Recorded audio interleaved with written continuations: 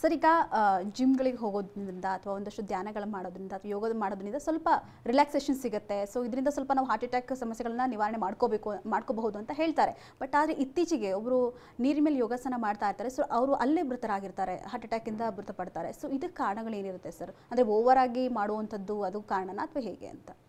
ಇಲ್ಲ, ಇದಕ್ಕೆ ಕಾರಣ ಅನ್ನೋದಕ್ಕಿಂತ ಯಾವ ರೀತಿ ನಾವು ಇದನ್ನು ಅವಾಯ್ಡ್ ಮಾಡ್ಬೋದು ಅನ್ನೋದು ಇಂಪಾರ್ಟೆಂಟ್. ಸೊ ಎಕ್ಸಸೈಸ್ ಮಾಡೋದು ಅಥವಾ ಯೋಗ ಮಾಡೋದು ಎಂದೂ ತಪ್ಪು ಅಂತ ಅನ್ನೋಕ್ಕಾಗ ಆಗಲ್ಲ. ಸೊ ಈಗೇನೆಂದರೆ ಈಗ ನಾವು ಹೈ ಇಂಟೆನ್ಸಿಟಿ ಟ್ರೈನಿಂಗು ಅಥವಾ ಒಂದು ಕ್ರ್ಯಾಶ್ ಡಯಟ್ ಅಂತ ಹೇಳ್ತಾರೆ, ಎಕ್ಸ್ಟ್ರೀಮ್ ಡಯಟು, ಕೀಟೋ ಡಯಟು ಆ ಥರ ಎಲ್ಲ ಭಾಳ ಫ್ಯಾಷನಬಲ್ ಆಗಿದ್ದಾವೆ ಇತ್ತೀಚೆಗೆ. ಸೊ ಯಾವಾಗಾದರೂ ನಾವು ಈಗ ನಾರ್ಮಲ್ ಲೈಫ್ ಸ್ಟೈಲಿಂದ, ನಾರ್ಮಲ್ ಫಿಸಿಕಲ್ ಆ್ಯಕ್ಟಿವಿಟಿಲಿಂದ ಸಡನ್ ಶಿಫ್ಟ್ ಆಗಿ ಹೈಯರ್ ಫಿಸಿಕಲ್ ಆ್ಯಕ್ಟಿವಿಟಿಗೆ ಹೋಗ್ತಾ ಇದ್ದೀವಿ ಅಂತಂದರೆ ಅಂತಹ ಟೈಮಲ್ಲಿ ಇದು ಒಂದು ಹಾರ್ಟ್ ಸ್ಕ್ರೀನಿಂಗ್ ಅನ್ನೋ ಒಂದು ಇದನ್ನು ಮಾಡಿದ್ರೆ ಭಾಳ ಉಪಯೋಗ ಆಗ್ತದೆ. ಅದರಲ್ಲಿ ನಾವು ಅಧ್ಯಯನ ಮಾಡಿರೋ ಇದ್ರ ಪ್ರಕಾರ ಒಂದು CT ಕ್ಯಾಲ್ಶಿಯಂ ಸ್ಕ್ಯಾನ್ ಅಂತನೋ ಒಂದು ಟೆಸ್ಟ್ ಬಂದಿದೆ ಈಗ. ಆ CT ಕ್ಯಾಲ್ಶಿಯಂ ಸ್ಕ್ಯಾನ್ ಏನಂದರೆ ಅದು ಯಾವುದೇ ರೀತಿ ಆ್ಯಂಜಿಯೋಗ್ರಾಮ್ ಅಲ್ಲ, ಜಸ್ಟ್ ಒಂದೇ ಒಂದು ನಿಮಿಷದ ಒಂದು ಎಕ್ಸ್ರೇ ಥರ ಒಂದು ಸ್ಕ್ಯಾನ್. ಅಂತಹ ಒಂದು ಚಿಕ್ಕ ಸ್ಕ್ಯಾನಲ್ಲಿ ನಾವು ಹೃದಯ ರಕ್ತನಾಳ ಒಳಗೆ ಇರುವ ಈ ಸೈಲೆಂಟ್ ಬ್ಲಾಕೇಜಸ್ಸನ್ನು ಕಂಡು ಬರ್ಬೋದು ವಿತೌಟ್ ಡೂಯಿಂಗ್ ಆ್ಯಂಜಿಯೋಗ್ರಾಮ್. ಯಾವುದೇ ಔಷಧಿ ಕೊಡೋದಿಲ್ಲ, ಯಾವುದೇ ಇಂಜೆಕ್ಷನ್ ಕೊಡೋದಿಲ್ಲ, ಜಸ್ಟ್ ಒಂದು ಎಕ್ಸ್ರೇ ಥರ ಇರೋ ಒಂದು ಫೋಟೋದಲ್ಲಿ ನಾವು ಈ ಸೈಲೆಂಟ್ ಬ್ಲಾಕೇಜಸ್ನ ಕಂಡು ಹಿಡಿದ್ರೆ ಎಷ್ಟೋ ಈ ರೀತಿಯ ಜಿಮ್ಮಲ್ಲಾಗುವ ಇವೆಂಟ್ಸು ಅಂತಹ ಎಲ್ಲನೂ ನಾವು ಪ್ರಿವೆಂಟ್ ಮಾಡ್ಕೋಬೋದು. ಓಕೆ ಸರ್, ನಾವು ತಿನ್ನುವಂಥ ಫುಡ್ಗಳು ಕೂಡ ತುಂಬ ಮೇನ್ಲಿ ಇಂಪಾರ್ಟೆಂಟ್ ಆಗುತ್ತೆ, ಹೆಲ್ದಿ ಫುಡ್ಸ್ ಆಗಿರ್ಬೋದು. ಸೊ ಯಾವ ರೀತಿಯಾಗಿ ಹೆಲ್ದಿ ಫುಡ್ನ ಮೇಂಟೈನ್ ಮಾಡಬಹುದು ಡೈಲಿ ಅಂತ ಹೇಳಿ? ಸೊ ಡಯಟಲ್ಲಿ ಬಂದಾಗ ಒಂದು ಏನಂದರೆ ಯಾವ ರೀತಿ ಕ್ವಾಲಿಟಿ ಆಫ್ ಫುಡ್ಡು ಒಂದು, ಎರಡನೇದು ಡಯಟ್ರಿ ಟೈಮಿಂಗು ಭಾಳ ಇಂಪಾರ್ಟೆಂಟು. ನಿಜವಾಗ್ಲೂ ಹೇಳಬೇಕಂದ್ರೆ ನಾವು ಕ್ವಾಲಿಟಿ ಆಫ್ ಫುಡ್ ಅಂತ ಹೇಳಿ ನಾವು ವಾಲ್ನಟ್ ತಿಂತೀನಿ, ಚಿಯಾ ಸೀಡ್ಸ್ ತಿಂತೀನಿ ಅನ್ನೋ ಜನನೂ ಇರ್ತಾರೆ, ಒಬ್ಬರೊಬ್ಬರು ತೀರಾ ಕೇರ್ಲೆಸ್ ಇರೋ ಜನನೂ ಇರ್ತಾರೆ. ಸೊ ನಾವು ಹೇಳೋದೇನೆಂದರೆ ನಾವು ನಮ್ಮ ರೆಗ್ಯುಲರ್ ಊಟ, ನಾವು ಏನು ನಮ್ಮ ಟ್ರೆಡಿಷನಲ್ಲಿ ಬಂದಿದೆ ನಾರ್ಮಲ್ ಇಂಡಿಯನ್ ಡಯಟನ್ನೇ ಅನುಸರಿಸಿಕೊಂಡು, ಅದರಲ್ಲಿ ಇನ್ನೂ ಇಂಪಾರ್ಟೆಂಟ್ ಏನಂದರೆ dietary timing important. So dietary timing ಏನಂದರೆ ಭಾಳಷ್ಟು ಜನ ಈ ನಮ್ಮ ಟೆಕಿ ಪಾಪ್ಯುಲೇಷನ್ ಆಗಲಿ, ಡ್ರೈವರ್ ಪಾಪ್ಯುಲೇಷನ್ ಆಗಲಿ, ಅದರಲ್ಲಿ ಒಂದು ಕಾಮನ್ ಏನು ಕಾಣ್ತೀವಿ ಅಂದರೆ ಬ್ರೇಕ್ಫಾಸ್ಟ್ನ ಸ್ಕಿಪ್ ಮಾಡೋದು. ಸೆಕೆಂಡ್ ಏನಂತಂದರೆ ಡಿನ್ನರ್, ರಾತ್ರಿ ಊಟನ 9 ಗಂಟೆ, 10 ಗಂಟೆ, 10:30, 11ಕ್ಕೆ ಹಂಗೆ ಮಾಡೋದು. ಆಮೇಲೆ ಅಂಥದ್ರಲ್ಲಿ ಏನಂತಂದರೆ ಒಂದು ಇಡೀ ದಿವಸದ್ದು ಮ್ಯಾಕ್ಸಿಮಮ್ ಊಟ ರಾತ್ರಿ ಆಗಿರ್ತದೆ. ಸೊ ಅದು ಎಲ್ಲದಕ್ಕಿಂತ ತಪ್ಪು ಅಂತ ಅನ್ಬೇಕು. ಸೊ ಈಗೇನಂದರೆ ಎದ್ದ ತಕ್ಷಣ ವಿದಿನ್ 2 hours ನಮ್ಮ ಫಸ್ಟ್ ಮೀಲ್ ಆಗಿರಬೇಕು, ಬ್ರೇಕ್ಫಾಸ್ಟು, ಅದು ಎಲ್ಲರಿಗಿಂತ ಹೆವಿ ಆಗಿರಬೇಕು. ಆಮೇಲೆ ರಾತ್ರಿ ಊಟ ಹೇಳಬೇಕಂದ್ರೆ ಎಲ್ಲದಕ್ಕಿಂತ ಬೆಸ್ಟ್ ಟೈಮಿಂಗ್ ಅಂತಂದರೆ ಬಿಫೋರ್ ಸನ್ಸೆಟ್ 7-7:30 ಒಳಗೆ ನಮ್ಮ ರಾತ್ರಿ ಊಟ ಮುಗಿಸ್ಕೊಂಡ್ರೆ, ನಾವೇನು ನಮ್ಮ ಜೈನ್ ಲೈಫ್ ಸ್ಟೈಲ್ ಅಂತ ಹೇಳ್ತೀವಿ, ಜೈನರನ್ನು ನೀವು ಯಾರಾದ್ರು ಫ್ರೆಂಡ್ಸ್ ಇದ್ದರೆ ನೀವು ಕೇಳಿರ್ತೀರಿ, 7 ಗಂಟೆ ಆದಮೇಲೆ ಅವರು ಊಟ ಮಾಡೋದಿಲ್ಲ. ಏನಾದರೂ ಹಸಿವೆ ಆದ್ರೂ ಫ್ರೂಟ್ಸು, ವೆಜಿಟೇಬಲ್ಸು ಆ ಥರ ತಿನ್ಕೊಂಡು ಇದು ಮಾಡ್ಕೋಬೋದು. So that is the most healthy life style. So ಇದನ್ನು ನಾವು ನಮ್ಮ ಆ್ಯನ್ಸಿಸ್ಟರ್ಸು, ನೀವು ಮುಂಚೆ ಎಲ್ಲರೂ ಹೇಳ್ತಿರ್ತಾರೆ, ಈಗ 20-30 ವರ್ಷ ಹಿಂದೆ ಹಳ್ಳಿ ಊರಲ್ಲಿ ಹಾರ್ಟ್ ಅಟ್ಯಾಕ್ಸು ಈ ಥರ ಇರಲಿಲ್ಲ, ಅವಾಗೇನು ಟೆಕ್ನಾಲಜಿ ಇರಲಿಲ್ಲ, ಅಂದ್ರೂ ಹಾರ್ಟ್ ಅಟ್ಯಾಕ್ಸ್ ಕಮ್ಮಿ ಇತ್ತು ಅಂತ ಹೇಳಿದಾಗ one of the main reasons I feel is ಇದೆ. ಯಾಕಂದರೆ ಆವಾಗ ಮನೆಯಲ್ಲಿ ಎಲೆಕ್ಟ್ರಿಸಿಟಿ ಇರ್ತಿರ್ಲಿಲ್ಲ. ಸೊ ರಾತ್ರಿ ಸನ್ಸೆಟ್ ಆಗೋಕ್ಕಿಂತ ಮುಂಚೆ ಊಟ ಮಾಡ್ತಿದ್ರು, ಬೆಳಿಗ್ಗೆ 5 ಗಂಟೆಗೆ ಎದ್ದೇಳ್ತಿದ್ರು. ಸೊ ಅದು ಎಲ್ಲದಕ್ಕಿಂತ ಹೆಲ್ದಿಯೆಸ್ಟ್ ಲೈಫ್ ಸ್ಟೈಲ್ ಅದು. ಸರ್ ಈಗೇನಂದರೆ ಸ್ವಲ್ಪ ದಪ್ಪ ಇದ್ದರೂ ಕೂಡ ಸ್ವಲ್ಪ ಊಟನ ಲೆಸ್ ಮಾಡೋದು ಸ್ಟಾರ್ಟ್ ಮಾಡ್ತಾರೆ. ಸೊ ಇದು ಒಂದು ಕಾರಣ ಆಗ್ಬೋದಾ ಅಂತ ಹೇಳಿ, ಸ್ಕಿಪ್ ಮಾಡುವಂಥದ್ದಾಗಿರ್ಬೋದು? ಇಲ್ಲ, ಡೆಫಿನೆಟ್ಲಿ ಈಗ ವೆಯ್ಟ್ ಜಾಸ್ತಿ ಇರೋದು definitely is a cardiac risk factor. Especially Indian ಪಾಪ್ಯುಲೇಷನಲ್ಲಿ ನಾವು BMI ಅಂತ ಏನು ಹೇಳ್ತೀವೋ ಅದು 23ಕ್ಕೆ ಫಿಕ್ಸ್ ಆಗಿದೆ. ಈ ವೆಸ್ಟರ್ನ್ ಪಾಪ್ಯುಲೇಷನ್ಗೆ BMI 25ಕ್ಕಿಂತ ಜಾಸ್ತಿ ಇದ್ದರೆ ಒಬೆಸಿಟಿ, ಓವರ್ ವೆಯ್ಟ್ ಅಂತ ಹೇಳ್ತೀವಿ. ಬಟ್ ಇಂಡಿಯನ್ ಪಾಪ್ಯುಲೇಷನಲ್ಲಿ ಅದನ್ನು ಕೆಳಗೆ ತಂದು 23ಕ್ಕೆ ತಂದಿದ್ದಾರೆ. ಅದು ಯಾಕೆ ಅಂತಂದರೆ ನಮ್ಮ ಇಂಡಿಯನ್ ಪಾಪ್ಯುಲೇಷನಲ್ಲಿ ಈ ಒಬೆಸಿಟಿ, ಓವರ್ ಆಲ್ ಬಾಡಿ ಒಬೆಸಿಟಿಗಿಂತ ನಮ್ಮ ಅಬ್ಡಾಮಿನಲ್ ಒಬೆಸಿಟಿ ಅಂದರೆ ಹೊಟ್ಟೆ ಫ್ಯಾಟ್ ಇರೋದು, ಅಬ್ಡಾಮಿನಲ್ ಒಬೆಸಿಟಿ, ಅಬ್ಡಾಮಿನಲ್ ಫ್ಯಾಟ್ ಇರೋದು ಜಾಸ್ತಿ ಅಂತ ಕಂಡುಬಂದಿದೆ.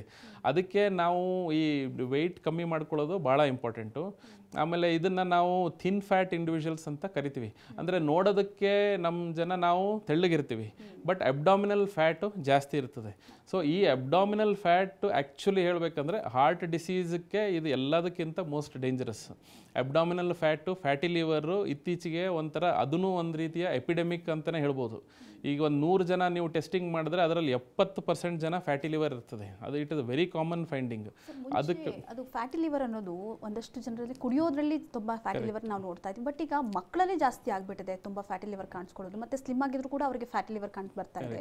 ಸೊ ಇದರಿಂದಲೂ ಕೂಡ ಹೃದಯಾಘಾತಕ್ಕೆ ಒಂದಷ್ಟು ಸಮಸ್ಯೆಗಳಾಗುತ್ತೆ ಅನ್ನೋದು. ಹೌದು, ಅದನ್ನು ನಾವು non alcoholic fatty liver disease ಅಂತ ಹೇಳ್ತೀವಿ. ಅಂದರೆ ವಿತೌಟ್ ಆಲ್ಕೋಹಾಲ್ ಕನ್ಸಂಪ್ಷನ್ನು ಫ್ಯಾಟಿ ಲಿವರ್ ಇರೋರಿಗೆ NAFLD ಅಂತ ಕರಿತೀವಿ.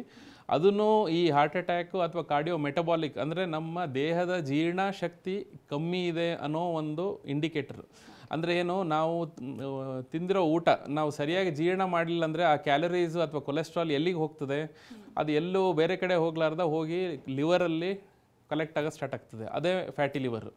ಸೊ ನಾವು ಅದು ಫ್ಯಾಟಿ ಲಿವರ್ನ ಕಮ್ಮಿ ಮಾಡಬೇಕಂದ್ರೆ ನಾವು ಕನ್ಸ್ಯೂಮ್ ಮಾಡಿರೋ ಅಥವಾ ಊಟ ಮಾಡಿರೋ ಕ್ಯಾಲರೀಸ್ ಅಥವಾ ಕೊಲೆಸ್ಟ್ರಾಲ್ನ ನಾವು ಬರ್ನ್ ಮಾಡಬೇಕು. ಸೊ ಫ್ಯಾಟಿ ಲಿವರ್ಗೆ most easiest treatment is diet, lifestyle and weight loss. Sir, ಈಗ ಹಾರ್ಟ್ ಅಟ್ಯಾಕ್ ಪ್ರಕರಣಗಳು ನಮ್ಮ ಭಾರತದಲ್ಲಿ ಮಾತ್ರ ಜಾಸ್ತಿ ಆಗಿದೆಯಾ ಅಥವಾ ಬೇರೆ ಔಟ್ ಆಫ್ ಕಂಟ್ರಿಗಳಲ್ಲೂ ಕೂಡ ಜಾಸ್ತಿ ಇದೆಯಾ, ಹೇಗೆ ಸರ್ ಅದ್ರ ಬಗ್ಗೆ ಹೇಳೋದಾದರೆ? ಹಾಂ, ಸೊ ಅದಕ್ಕೆ ಹೇಳ್ಬೇಕಂತಂದರೆ ಸೌತ್ ಏಷ್ಯನ್ ಇಂಡಿಯನ್ ಪಾಪ್ಯುಲೇಷನ್ ಅಂತ ಕರಿತೀವಿ. ಈಗ ಇಡೀ ಜಗತ್ತಿನಲ್ಲಿ ಈಗ for example American heart association ಅವರ ವೆಬ್ಸೈಟಿಗೆ ನೀವು ಹೋದರೆ ನೀವು ನಮ್ಮ ಮುಂದಿನ 10 ವರ್ಷದ ಹಾರ್ಟ್ ಅಟ್ಯಾಕ್ ಆಗುವ ಚಾನ್ಸ್ ಎಷ್ಟಿದೆ ಅಂತ ಅನ್ನೋದಕ್ಕೆ ಒಂದು ಕ್ಯಾಲ್ಕುಲೇಟರ್ ಇದೆ. ಅದರಲ್ಲಿ ನಾವು BP, ಶುಗರ್ ಎಲ್ಲನೂ ಎಂಟ್ರಿ ಮಾಡಿದ್ರೆ ಅದು ಒಂದು ಪರ್ಸೆಂಟೇಜ್ ಕೊಡುತ್ತೆ. ಈ ಮುಂದಿನ 10 ವರ್ಷದಲ್ಲಿ ನಿಮಗೆ ಎಷ್ಟು ಹಾರ್ಟ್ ಅಟ್ಯಾಕ್ ಆಗೋ ರಿಸ್ಕ್ ಎಷ್ಟು ಅಂತ ಅನ್ನೋದು ಒಂದು ನಂಬರ್ ಕೊಡ್ತದೆ. ಬಟ್ ಅದು ನಂಬರ್ ಕೊಟ್ಟಾಗ ಅದ್ರ ಕೆಳಗಡೆ ಒಂದು ಬ್ರ್ಯಾಕೆಟ್ಸಲ್ಲಿ ಬರೆದಿರುತ್ತೆ, ಭಾಳಷ್ಟು ಜನ ಅದನ್ನು ನೋಡಿರಲ್ಲ.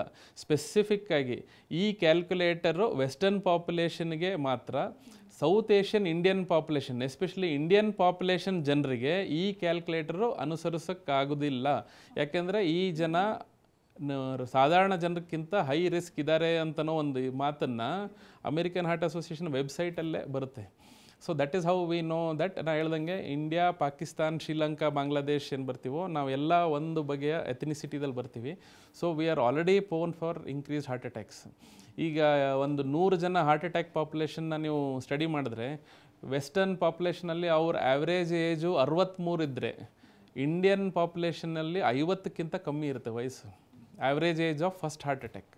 So we are prone for heart attack at a much younger age compared to western population. Sir, ಈಗ ಕಳೆದ ವರ್ಷಕ್ಕೆ ಹೋಲಿಕೆ ಮಾಡಿದರೆ ಈ ವರ್ಷ ಹೃದಯಾಘಾತದ ಸಮಸ್ಯೆಗಳು ಎಷ್ಟು ಹೆಚ್ಚಾಗಿದೆ ಸರ್, ಪರ್ಸೆಂಟೇಜ್ ವೈಸಸ್ ನಾವು ನೋಡೋದಾದರೆ? ಸೊ ಈಗ ಆ ಥರ ಹೇಳಿದ್ರೆ, ಈಗ ಯಾವುದೇ ನೀವು ಪಾಪ್ಯುಲೇಷನ್ ಸ್ಟಡಿಯನ್ನು ಮಾಡಿದ್ರೆ ಈಗ ಹಾರ್ಟ್ ಅಟ್ಯಾಕ್ ಸಂಖ್ಯೆಗಳು ಎಷ್ಟು, ಶುಗರ್ ಸಂಖ್ಯೆಗಳು ಎಷ್ಟು, BP ಸಂಖ್ಯೆಗಳು ಎಷ್ಟು, ಯಾವುದೇ ಕಾಯಿಲೆ ಒಂದು ಇದನ್ನು ತೊಗೊಂಡ್ರೆ ಪ್ರತಿಯೊಂದು ಕಾಯಿಲೆನೂ ವರ್ಷ ಆದಾಗೆ ಹೇಗೆ ಪಾಪ್ಯುಲೇಷನ್ ನಂಬರ್ ಜಾಸ್ತಿ ಆಗುತ್ತೋ ಆ ಥರ ಆ ಕಾಯಿಲೆಗಳ ಸಂಖ್ಯೆನೂ ಜಾಸ್ತಿ ಆಗ್ತದೆ.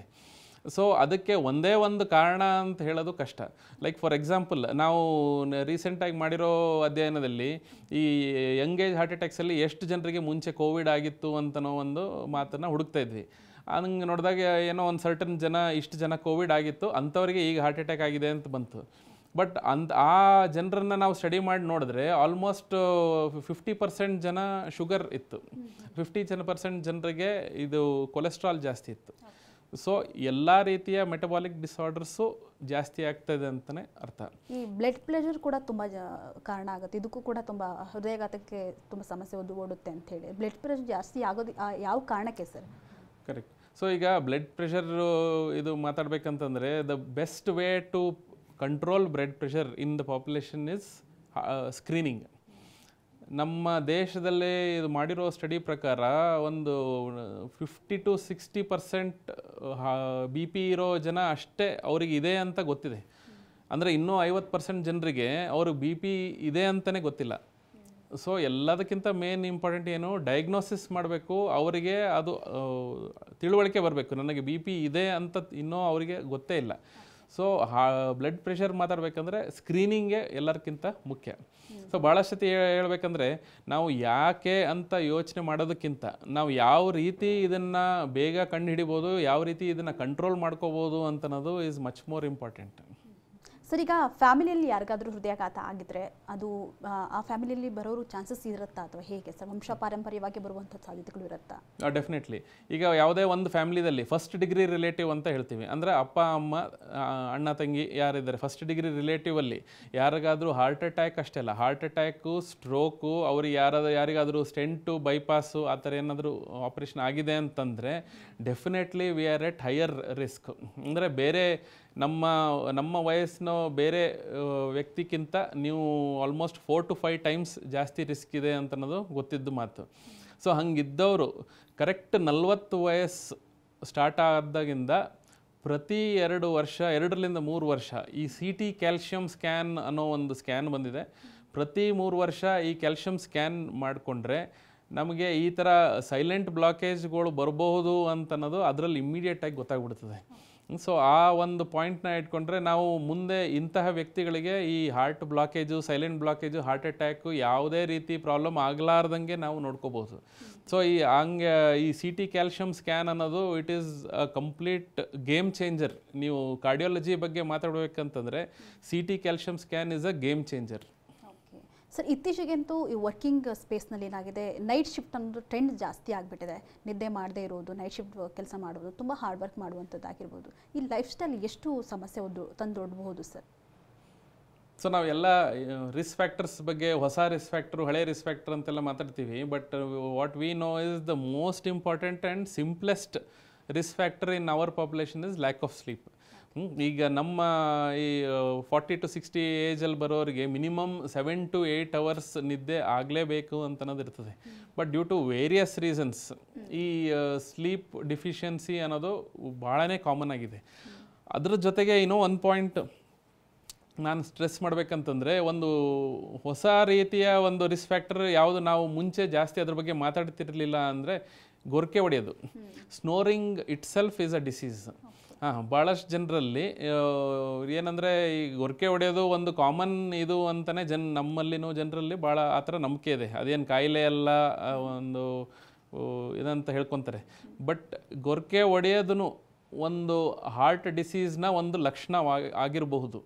ಸೊ ಅಂಥವರಲ್ಲಿ ಎಸ್ಪೆಷಲಿ ಓವರ್ ವೆಯ್ಟ್, ಒಬೆಸಿಟಿ ಇದ್ದು ರಾತ್ರಿ ಗೊರಕೆ ಹೊಡೆಯುವಾಗ ರಾತ್ರಿ ಎಸ್ಪೆಷಲಿ ನಾವು ಅಂಥ ಟೈಮಲ್ಲಿ ಲೈಫ್ ಪಾರ್ಟ್ನರ್ನ ಮಾತಾಡಿಸ್ತೀವಿ, ಅವ್ರ ವೈಫ್ನ ಕೇಳ್ತೀವಿ. ಅವ್ರು ಗೊರಕೆ ಹೊಡೆಯುವಾಗ ಯಾವಾಗಾದರೂ ಸಡನ್ನಾಗಿ ಉಸಿರು ನಿಂತು ಹೋಗೋದು ಅಥವಾ ಜೋರಾಗಿ ಉಸಿರಾಡೋದು ಆ ಥರ ಏನಾದರೂ ಕಂಡು ಬಂದಿದ್ದೀರಾ ಅಂತ ಕೇಳ್ತೀವಿ. ಭಾಳಷ್ಟು ಸತಿ ಅವರು ವೈಫ್ ಅಬ್ಸರ್ವ್ ಮಾಡಿರ್ತಾರೆ. ಸೊ ಅಂತಹ ಲಕ್ಷಣಗಳು ಕಂಡು ಬಂದರೆ ಇಮ್ಮಿಡಿಯೇಟ್ ಆ ವ್ಯಕ್ತಿನ ಹಾರ್ಟ್ ಇವ್ಯಾಲ್ಯೂಯೇಷನ್ ಮಾಡಬೇಕಾಗ್ತದೆ. ಇಲ್ಲದ್ರೆ snoring disease itself can lead to heart attack. Sir, ಒಂದು ಈಗ ಹೃದಯಾಘಾತ ಆಗುತ್ತೆ ಅಂತ ಅಂದಾಗ ನಮಗೊಂದಷ್ಟು ಸಿಂಪ್ಟಮ್ಸ್ ಗೊತ್ತಾಗುತ್ತಾ ಅಥವಾ ಹೇಗೆ ಸರ್? ಯಾವ ರೀತಿಯಾಗಿ ನಾವು ಕಂಡುಕೊಳ್ಳೋದು, ಹೌದು ನನಗೇನೋ ಸಮಸ್ಯೆ ಆಗ್ತಿದೆ, ಸೊ ನಾನು ಹೋಗಿ ಸ್ಕ್ರೀನಿಂಗ್ ಮಾಡಿಸ್ಕೋಬೇಕು ಅಂಥೇಳಿ ನಮ್ಗೆ ಯಾವಾಗ ಅಂತ ಆ ಫೀಲಿಂಗ್ ಬರೋದು ಯಾವಾಗ ಅಂಥೇಳಿ? ಸೊ ಒಂದೇನೆಂದರೆ, ನೀವು ಹಾರ್ಟ್ ಸ್ಕ್ರೀನಿಂಗ್ ಮಾಡೋದಕ್ಕೆ ಎಂದೂ ಯಾವುದೇ ಸಿಮ್ಟಮ್ಸನ್ನ ಕಾಯಬಾರ್ದು. ನಾ ಹೇಗೆ ಹೇಳಿದ್ನೋ, ಒಂದು ಕರೆಕ್ಟ್ ಟೈಮ್ 15 years, 20 years, 25 ಆ ಥರ ಕರೆಕ್ಟ್ ಟೈಮಲ್ಲಿ ಒಂದು ಸ್ಕ್ರೀನಿಂಗ್ ಮಾಡೋದು ಭಾಳ ಇಂಪಾರ್ಟೆಂಟು. ಭಾಳಷ್ಟು ಜನ ಅದೇ ಒಂದು ನಂಬಿಕೆಯಲ್ಲಿರ್ತಾರೆ, ನನಗೇನು ಸಿಮ್ಟಮ್ಸ್ ಇಲ್ಲ ಅದಕ್ಕೆ ನಾನು ಚೆಕಪ್ಗೆ ಹೋಗಲ್ಲ ಅನ್ನೋದು ಒಂದು ಭಾಳನೇ ತಪ್ಪು ನಂಬಿಕೆ ಅದು. ಯಾಕಂದರೆ ಈ ಹೃದಯ ರಕ್ತನಾಳಗಳಲ್ಲಿ ಸೈಲೆಂಟ್ ಬ್ಲಾಕೇಜಸ್ ಇರೋದು it is a very common thing. So ನೀವು ಏನಂದರೆ ಅದು ಹಾರ್ಟ್ ಅಟ್ಯಾಕ್ ಆಗೋ ದಿವಸವರೆಗೂ ನಿಮಗೆ ಸಿಮ್ಟಮ್ಸ್ ಬಂದಿರಲ್ಲ. ಸೊ ಹಂಗೆ ನಾನು ಸಿಮ್ಟಮ್ಸ್ ಇಲ್ಲ, ನಾನು ಚೆಕಪ್ ಮಾಡಿಸಲ್ಲ ಅಂತ ಹೇಳೋದು ಕಂಪ್ಲೀಟ್ಲಿ ತಪ್ಪು. ಇನ್ನೊಂದು ನಾನು ಹೇಳ್ದಂಗೆ 15 years, 20 yearsಗೆ ಈ ಹುಟ್ಟಿದಾಗಿಂದ ಬಂದಿರೋ ಕಾಯಿಲೆಗಳೂ ಎಷ್ಟೋ ಸತಿ ಕಂಡು ಬಂದಿರಲ್ಲ. ಸೊ ನಾವು ಅದು ಹಾರ್ಟ್ ಸ್ಕ್ರೀನಿಂಗ್ ಮಾಡಿದಾಗೇ ನಮಗೆ ಅದು ಕಂಡು ಬರೋದು. ಸೊ ಆ ರೀತಿ ಮಾಡಿದಾಗ we are able to prevent these heart attacks.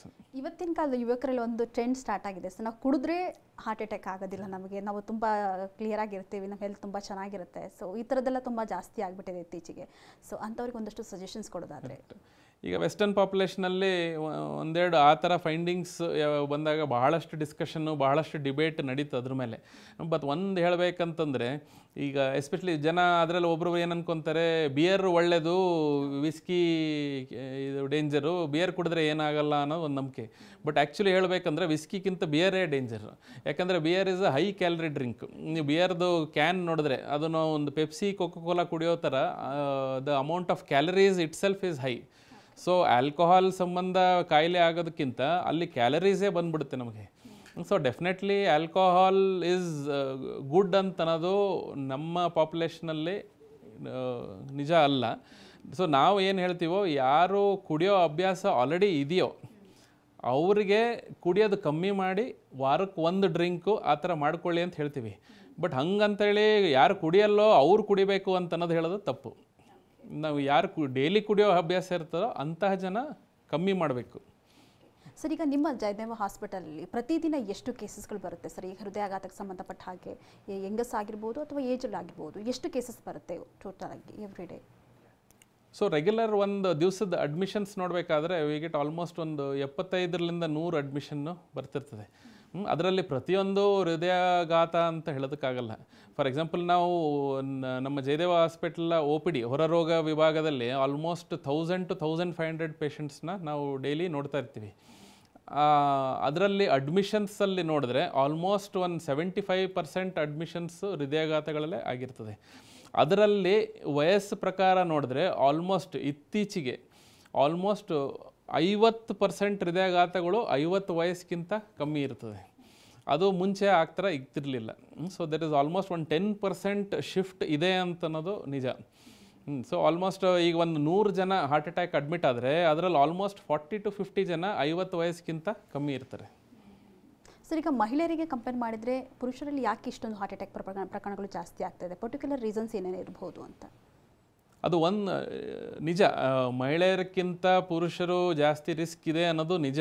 But ಇತ್ತೀಚೆಗೆ ಕಂಡುಬಂತೆ, ನಾನು ನಿಮಗೆ ಮುಂಚೆನೇ ಮಾತಾಡಿದೆ, ಈಗ PCOD ಇರ್ರೆಗ್ಯುಲರ್ ಸೈಕಲ್ಸು, ಹೆಣ್ಮಕ್ಳಲ್ಲಿ ಈ ಪಿಂಪಲ್ಸ್, ಆ್ಯಕ್ನೆ ಬರೋದು, ಓವರ್ ವೆಯ್ಟ್ ಇರೋದು, ಅದರಿಂದ ಮದುವೆ ಆದಮೇಲೆ ಇನ್ಫರ್ಟಿಲಿಟಿ ಪ್ರಾಬ್ಲಮ್ ಆಗೋದು, ಇವೆಲ್ಲಗಳು ಒಂದು ರೀತಿಯ ಮೆಟಬಾಲಿಕ್ ಡಿಫೆಕ್ಟೇ. ಅದಕ್ಕೂ ಹಾರ್ಟ್ ಅಟ್ಯಾಕ್ಗೂ ಸಂಬಂಧ ಇದೆ. ಆಮೇಲೆ ಇತ್ತೀಚೆಗೆ ನೋಡಿದ್ರೆ ಬಹಳ ಬೇಗ ಮೆನೋಪಾಸ್, ಈ ಮುಟ್ಟು ನಿಂತು ಹೋಗೋದು, ಆಲ್ಮೋಸ್ಟ್ 40-45 ಏಜ್ಗೆ ಮೆನೋಪಾಸ್ ಆಗೋದು, 30 ವಯಸ್ಸಿಗೆ ಇನ್ಫರ್ಟಿಲಿಟಿ ಪ್ರಾಬ್ಲಮ್ಮು, ಅವರು ಎಗ್ಗು ಹೆಲ್ದಿ ಇಲ್ಲ, ಆ ಥರ ಎಲ್ಲ ಕೇಳಿಬರ್ತದೆ ಇತ್ತೀಚೆಗೆ. So definitely women are also equally at risk. But physiologically ಹೇಳಬೇಕಂದ್ರೆ, ಎಲ್ಲಿವರೆಗೂ ನಾವು ಮೆನ್ಸ್ಟ್ರುವೇಟಿಂಗ್ ಇರ್ತಿರೋ ಅಲ್ಲಿವರೆಗೂ ನಮ್ಮ ಹಾರ್ಮೋನ್ಸ್ ವಿಮೆನ್ಗೆ ಪ್ರೊಟೆಕ್ಷನ್ ಕೊಡ್ತವೆ ಅಂತ ಅನ್ನೋದು ನಿಜ. ಬಟ್ ಇತ್ತೀಚೆಗೆ ಆ ರಿಸ್ಕು ಡೆಫಿನೆಟ್ಲಿ ಡಬಲ್ ಆಗಿದೆ ವಿಮೆನಲ್ಲಿ. ಈಗ ಸರ್, ಈಗ ಹೆಣ್ಮಕ್ಳಲ್ಲಿ ಮಂತ್ಲಿ ಟೈಮ್ನಲ್ಲಿ ಓವರ್ಫ್ಲೋ ಆದಾಗಲೂ ಕೂಡ ಈಗ ಒಂದಷ್ಟು ಹಳ್ಳಿಗಳ ಕಡೆ ತುಂಬ ಅದನ್ನು ನಿರ್ಲಕ್ಷ್ಯ ಮಾಡ್ತಾರೆ, ಹೋಗ್ತಾ ಇದೆ, ತುಂಬ ಓವರ್ಫ್ಲೋ ಇರುತ್ತೆ. ಬಟ್ ಅವರು ಕೂಡ ಅಂತಹ ಟೈಮ್ನಲ್ಲಿ ಏನಾದರೂ ಈ ಥರ ಹಾರ್ಟ್ ಅಟ್ಯಾಕ್ ರಿಲೇಟೆಡ್ ಏನಾದರೂ ಪ್ರಾಬ್ಲಮ್ಸ್ ಆಗುತ್ತಾ ಅಥವಾ ಹೇಗೆ ಅಂತ? ಸೊ ಅಂಥದ್ರಲ್ಲಿ ಒಂದು ಹೇಳ್ಬೇಕಂದ್ರೆ, ಈ ಬಾಡಿಯಲ್ಲಿ ಬ್ಲಡ್ ಕಮ್ಮಿ ಆದಾಗ, ಈಗ ತೀರಾ ಹಿಮೋಗ್ಲೋಬಿನ್ ಅಂತ ಏನು ಹೇಳ್ತೀವೋ, ಯಾರು ಎಕ್ಸೆಸಿವ್ ಬ್ಲೀಡಿಂಗ್ ಆಗಿ ಯಾವಾಗ ಹಿಮೋಗ್ಲೋಬಿನ್ ಕಮ್ಮಿ ಆಗ್ತದೋ ಅಂಥವರಲ್ಲಿ ಒಂದೊಂದು ಸತಿ ಏನಾದರೂ ಮೈಲ್ಡ್ ಅಟ್ಯಾಕ್ ಆಗೋ ಚಾನ್ಸಸ್ಸು ಇರುತ್ತೆ.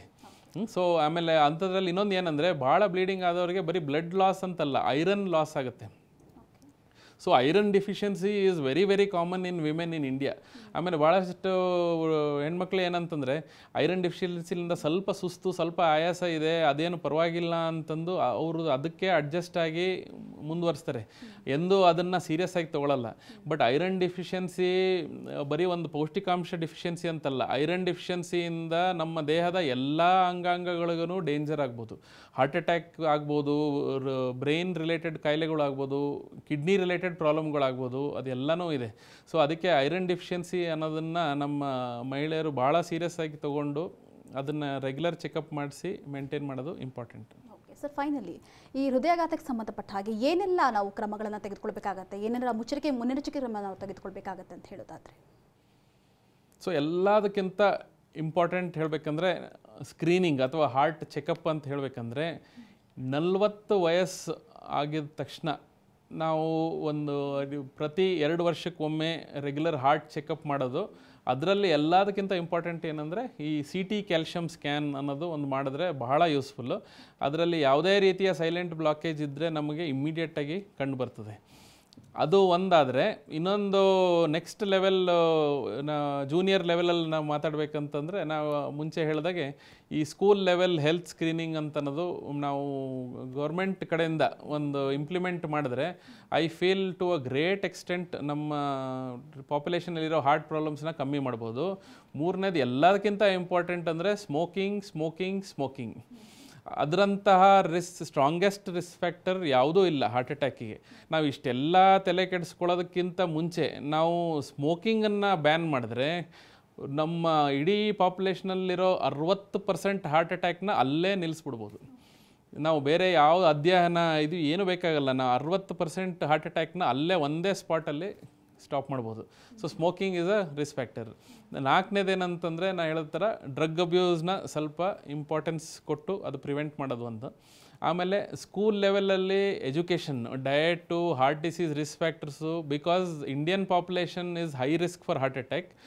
ಕಂಪಲ್ಸರಿ ICSE ಆಗಲಿ CBSE ಆಗಲಿ ಸ್ಟೇಟ್ ಸಿಲೆಬಸ್ ಆಗಲಿ 10ನೇ ಕ್ಲಾಸ್ಲಿಂದನೇ ಹಾರ್ಟ್ ಅಟ್ಯಾಕ್ ಅಥವಾ ಹಾರ್ಟ್ ಡಿಸೀಸಸ್ ಬಗ್ಗೆ ಒಂದು ಇನ್ಫಾರ್ಮೇಷನ್ ಕೊಡೋ ಥರ ಒಂದು ಸಿಲೆಬಸ್ಸಲ್ಲೇ ಇನ್ಕ್ಲೂಡ್ ಮಾಡಿದ್ರೆ ನಾವು ಎಲ್ಲ ಕಾಯಿಲೆ ಎಲ್ಲ ಇತ್ತೀಚೆಗೆ ಏನು ನೋಡ್ತಾ ಇದ್ದೀವಿ, ಸಡನ್ ಡೆತ್ಗಳು ಎಲ್ಲದನ್ನು ನಾವು ಬಹಳಷ್ಟು ಲೆವೆಲ್ಗೆ ಕಂಟ್ರೋಲ್ ಮಾಡ್ಕೋಬೋದು. Okay sir, thank you so much ಸಾಕಷ್ಟು ವಿಚಾರದ ಬಗ್ಗೆ ನಮಗೆ ಹೇಳ್ಕೊಟ್ಟಿದ್ದಕ್ಕಾಗಿ.